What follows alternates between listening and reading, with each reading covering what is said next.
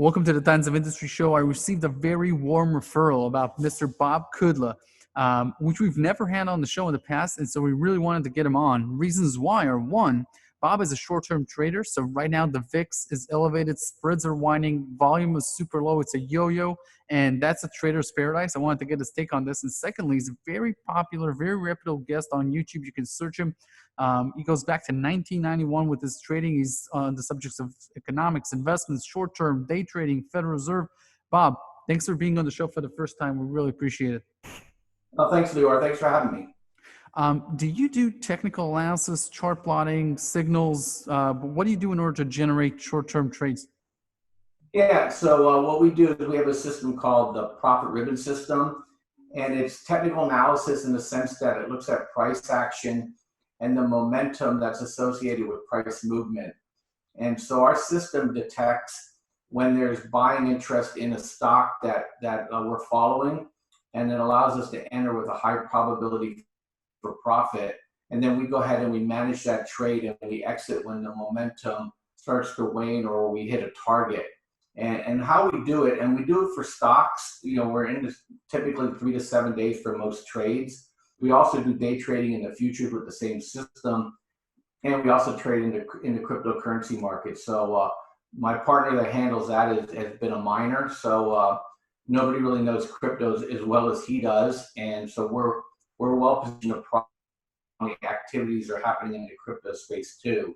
And what we do is we do three things. We teach you how to use the ribbon system when you first come on board as a subscriber. So a series of lessons to get you up to speed very quickly on how to use the system. We have 2 chat rooms that are open 24 hours a day, 7 days a week for people that want to trade stocks, futures, and the cryptocurrency market. And then the third thing we also do is we provide trade signals as well. So we're in the markets ourselves, and when we see trade ideas, we go ahead and we throw those to our subscribers so that they can take advantage of it as well. In fact, I shot over a chart of a trade we just took today, and we made 10% in 1 day. It doesn't usually work that way, but the system worked very well, and we were able to exit very quickly on that trade. So we teach people how to fish. We provide them the fishing equipment because we actually place our buy and sell signals right on the software that you have access to as a subscriber. And we also throw you some fish in terms of give you some trades. So that's how we're set up.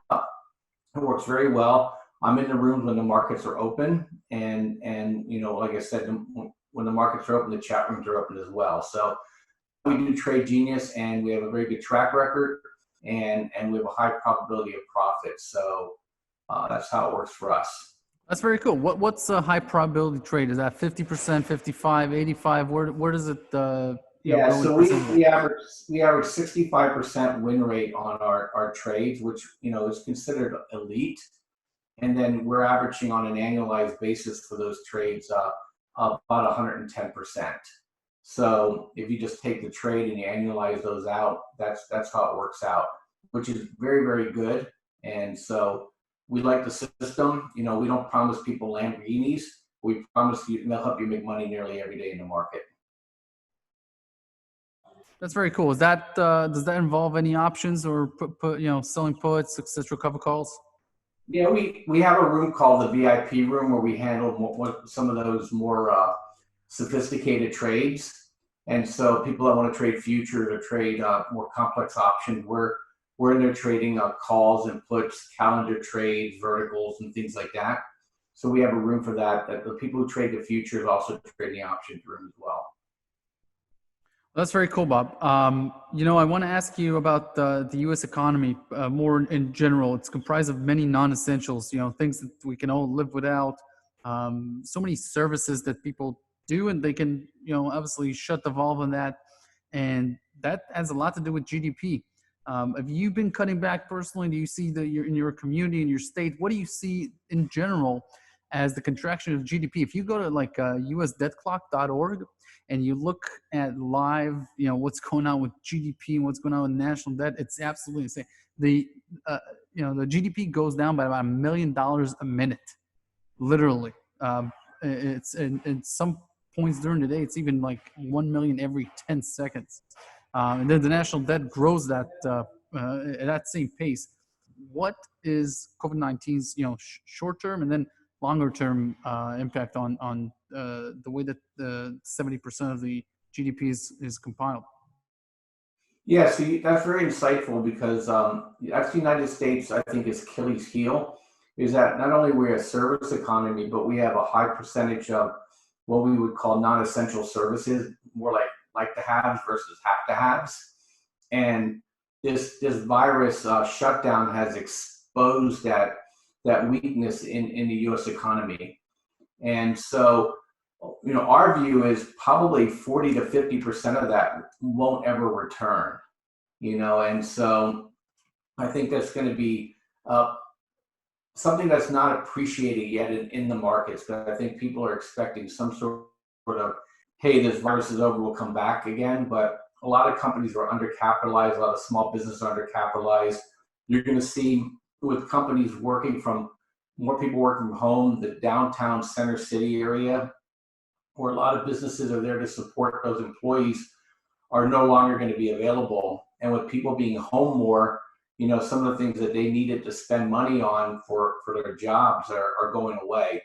So I think in that sense, the virus, that's the real damage that the virus has done. This pandemic, in our view, is been oversold.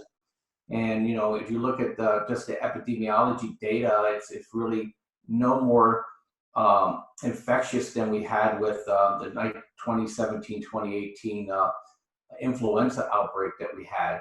It's just that this thing got hyped because China went ahead and just went nuts on it, and we're going into an election year and I think people are trying to politicize this thing. So we may be dealing with the politics of the shutdown for another year, and I think it's going to put a lot of companies out of business and change the nature of the structure of the U.S. economy, I think, for a generation. Very interesting. So short-term and very much long-term generation. Who's getting stronger here? Let's say there's a market share of, let's say, $100 billion in some industry, and there's 8 major players, and one has 20%, one has 15, et cetera, et cetera. Does the small business get eaten by the large business while the 100 billion goes into 80 billion? What are we looking at in terms of like productivity and then the small business versus corporate America? Because everyone's getting bailed out. But I wonder if your take is that the bigger people, the bigger companies, obviously benefit more, or small business benefit more. Who's going to benefit from this mostly, and how does one look into this in terms of trades? Yeah, so I think it's bifurcated. I think trends that were already in motion are accelerating. I think in the United States, you're going to see what I call a general decentralization environment where people that were downtown center city are going to go exurb. So that people that'll support people out. And the United States is, we have center city, suburb, and then we call exurb. People are going to start to move away from the center cities because of taxation, plus they don't need to be there anymore. And so I think services are going to push out in that direction. The other thing too is some of this centralization that we've seen is really bad news, i.e. around, meat packing and food distribution. And I think you're going to see smaller, more nimble companies that will offer decentralized, more specific services are going to do well. The technology that we're using right now is going to actually explode. I think you're going to see a lot more digital everything. And then I think you're going to look at, if you're in commercial real estate, if you're in Airbnb, for example, you're dead meat. And you may not know it yet, but the real estate in the United States is going to suffer tremendously. We have demographics, and plus we have this shift happening. And I think you're just going to see the companies that are small businesses that didn't differentiate themselves are going to get wiped out. They're going to get Amazoned, and I think you're going to see a lot more what we call curbside and things like that. I'm not sure who all the winners and losers are going to be from a public market standpoint, but you kind of already see it. I think technology, automation, robotics, decentralization are the themes that we're watching. And as companies pop up on our watch list, we'll jump on them. But for sure, we're staying away from, anything that's really service, non-essential related. Anything real estate related is in big trouble. Bob, something that I found a little funny is the comparisons made with the Great Depression. How different is COVID-19 from the Great Depression in terms of like the average person has experienced the amount of duress, stress, whatever you want to call it, that comes into his life? Because look, I've studied the Great Depression. I've seen a lot of what the data was. Do you think it's even remotely close? The comparisons are getting more frequent. But is that your take? That it's there's something to compare here? Emotionally, probably. I think we had the initial shock, and then there's the hope phase, and then there's going to be the realization phase, and then there's going to be the exhaustion phase. I think those things are all the same. But the comparison of the Great Depression in the United States compared to what's going to happen this time is going to be much different. I think a lot of people are drawing the wrong analogy. During 1929, the United States was the largest creditor in the world, and we were the largest exporter in the world. This time around, we're the largest debtor in the world, and we're the largest importer in the world. And when you have a crash like this, in terms of economic contraction, is that the United States is going to benefit from that, and it's going to be the one-eyed giant in the land of the blind. We're going to be very similar to what happened in Great Britain during the Great Depression, and China is going to be more like what happened to the United States. So you're going to see, and you're seeing it already, offshoring in the United States is over. So there's going to be a lot of onboarding of companies, especially around what we call essential industries. And you're going to also see that those companies are going to come back into, I was talking about those exurbs. So you're going to see net employment be basically replaced from these services, what I call a Starbucks environment, to med companies and biotech companies and tech companies and manufacturing. All that stuff's going to come on board, and it's going to be supported by tech, just in time, and robotics. And so the United States, of all the countries in the world, is going to be relatively okay because we can provide our own energy and we can provide our own food, and we're going to be able to provide most of our own manufacturing. So in that sense, I think after about maybe 18 months of this, I think you'll see the United States pull out of this. And the other thing too is because we're the reserve currency of the world, we're able to just print at will. We got our interest rates down to 0%. So it doesn't matter if we're printing $3 trillion or $6 trillion. If we're paying interest only, we're paying nothing more. All we're doing is expanding the currency base. But around the world, there's absolutely a dollar shortage. So they're going to print until they find that equilibrium, and that's going to support the infrastructure and the onboarding of manufacturers. So I think we have about an 18-month window of pain and confusion, and then I think we roll out of it. And the only thing that I put a caveat on is depending on how the election goes in the fall and the response to that, once either we have Trump reelected or we have somebody from the Democrat side taking power. That's actually my next question. What do you think will happen in 2020 elections? I think Trump will win, but we have an interesting phenomenon now called this mail-in voting that is fraught with fraud. I live in Orange County, California, and the county that I'm from was reliably Republican.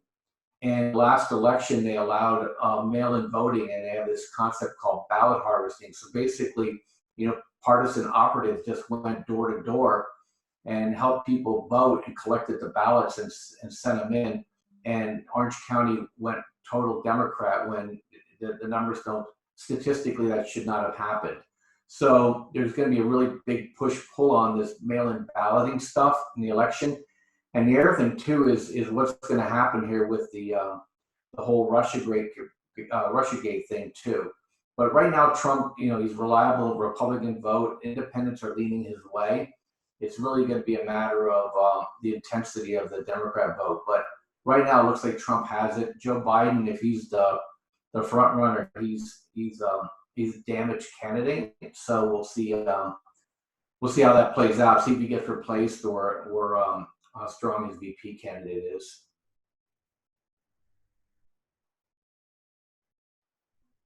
Let's switch over to gold real quick, Bob. Look, GDX is breaking out. Gold spot price breaking out. Newmont is the best performing stock in the S&P 500 for 2020.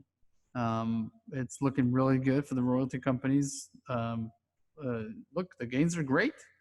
GDXJ isn't quite moving as the rest of them, nor is silver. So it looks like the more speculative ones are not joining the party. The big ones, the more reputable ones, the ones that have actually the more liquidity, that are safer, everything that you want as an investor is working out right now.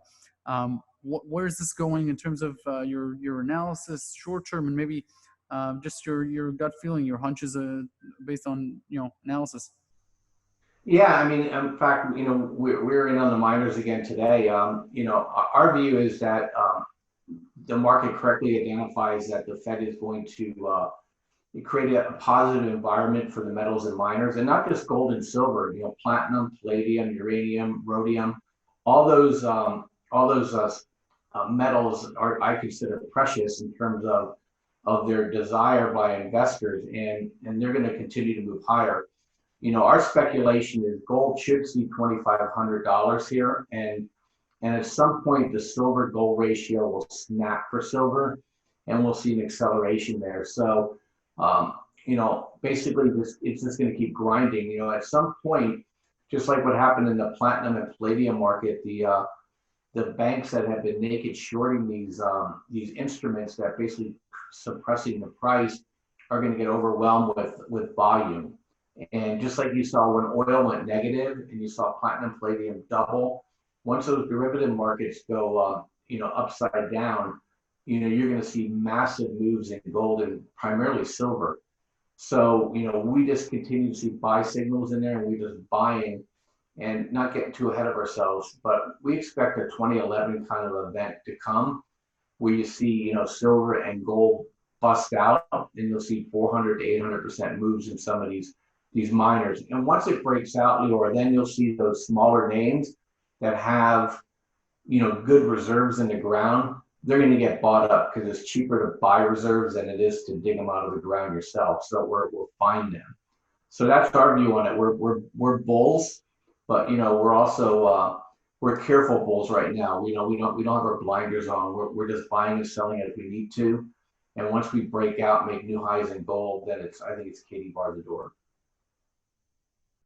Good stuff. Where will all the stimulus money go towards? It's very different than 2008. All the stimulus money went into the banking system and then did not trickle as they thought to Main Street. Right now, you have like money going straight to individuals.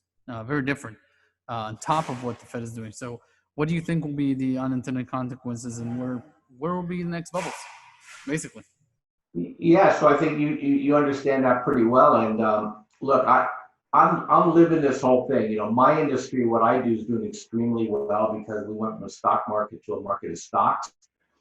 But my wife's business is a non-essential service, and she shut down until, time future. My daughter goes to college and she's working.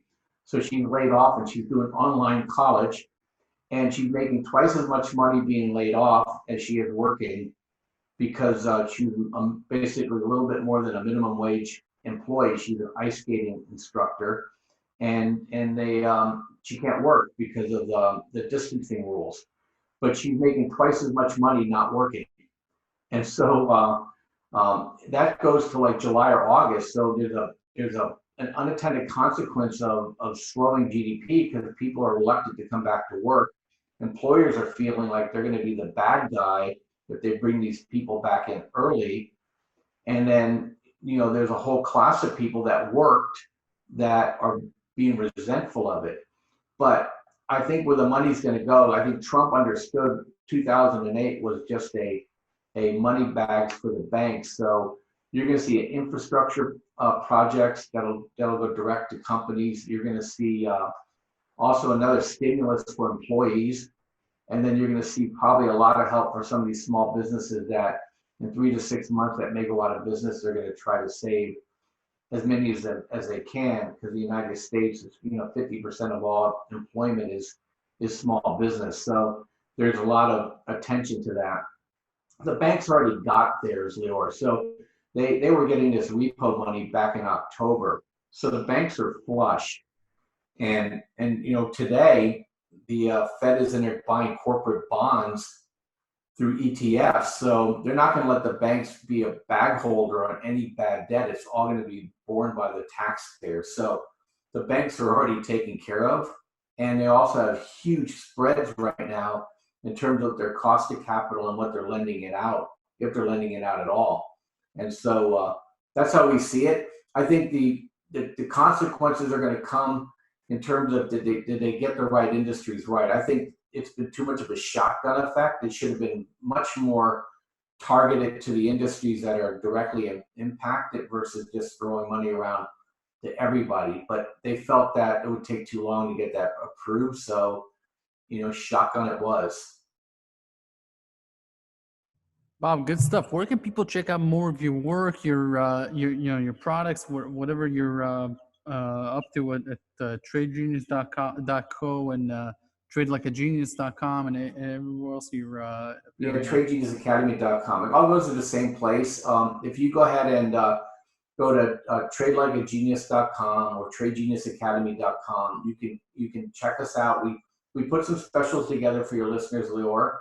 So if they take advantage of them by Saturday, we have bundles put together, whether you're a beginning or advanced trader, or you trade stocks, futures, or cryptocurrencies. You can get 65% off the retail price through a bundle, or you can use promo code May and you get 45% off anything individual. But you got to take advantage of it by Saturday. So if you just go to tradelikeagenius.com, you can chat with us, you can call us, you can email us, and we'd be delighted to show you what we do and help you make money in the markets. So thanks for letting me share that. Hey, Bob, thank you very much for being on the show. Thank you. Have a great day.